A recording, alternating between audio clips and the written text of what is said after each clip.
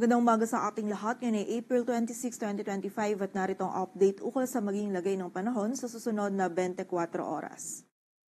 Makita natin ngayon dito sa ating satellite animation itong mga kaulapan sa malaking bahagi ng Mindanao. Ito po mga kaulapan nito ay dulot ng Intertropical Convergence Zone or ITCZ na magdudulot pa rin ngayong araw ng mga kalat-kalat na pag-ulan, pagkidlat at pagkulog sa malaking bahagi or sa buong bahagi ng Mindanao. So pag-iingat pa rin po para sa ating mga kababayan dyan sa posibilidad ng mga pagbaha at pagguho ng lupa. Samantala, ang easterlies naman o yung mainit na hangin mula sa dagat Pasipiko ay magdudulot din ng mataas na tsansa ng mga pag-ulan, pagkilat at pagkulog dito sa ilang bahagi ng Eastern Visayas. At sa nalalabing bahagi naman po ng ating bansa ay patuloy pa rin magiging mainit at maalinsangan yung ating panahon at may posibilidad pa rin ng mga isolated o yung mga biglaang pag-ulan, pagkilat at pagkulog na dulot pa rin ng easterlies. And sa kasalukuyan ay wala pa po tayong minomonitor na bagyo or low pressure area na maaaring makaapekto dito sa ating bansa. Ngunit dahil active po ngayon yung ITCZ dito sa bahagi ng Mindanao ay hindi po natin inaalis yung possibility na sa mga susunod na araw ay posible pong may mabuong sirkulasyon or may mabuong low pressure area dito sa may silangan ng Mindanao. So patuloy po tayo or continuous monitoring po tayo. So patuloy po tayo mag-antabay sa updates na ipapalabas ng Pag-asa.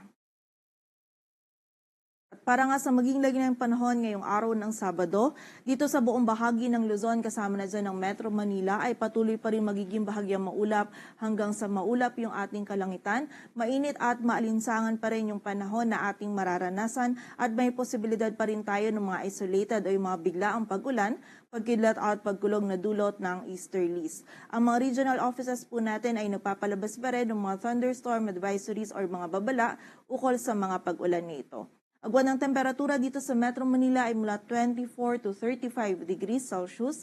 Sa Baguio ay 17 to 26. Sa Lawag ay 26 to 34 degrees Celsius. Samantala sa Tagaytay ay 22 to 32. Sa Legazpi naman ay 26 to 33 degrees Celsius. At sa Tuguegarao, ang maximum temperature ay maaring umabot hanggang 37 degrees Celsius.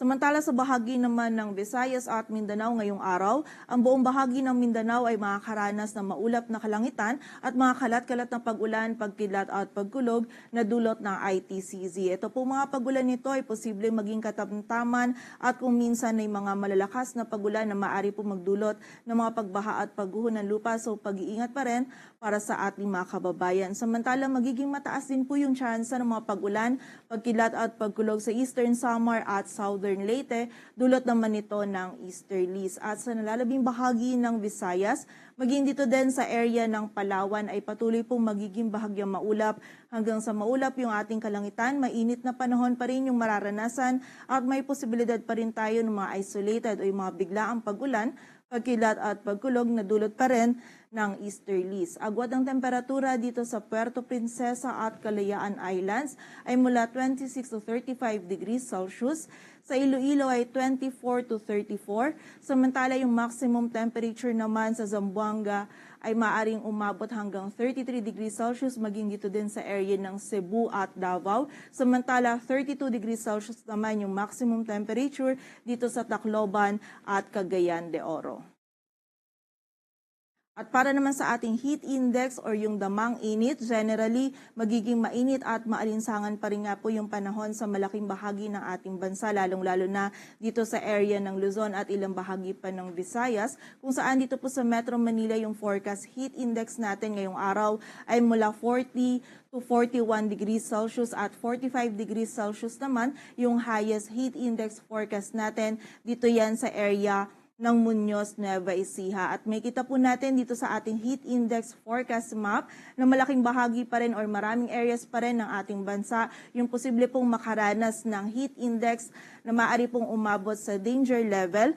Partikular na yan dito sa mga lugar sa Ilocos Region, Cagayan Valley, Central Luzon, Calabarzon, Mimaropa, maging sa ilang areas din ng Bicol Region, maging dito din sa ilang areas ng Western Visayas at Samar Provinces. Samantala sa nalalabing bahagi naman po ng ating bansa ay extreme caution pa rin yung kailangan. So doble ingat pa rin po para sa ating mga kababayan. Kapag po tayo lalabas, huwag pa rin natin kalilimutan yung pananggalang natin sa direktang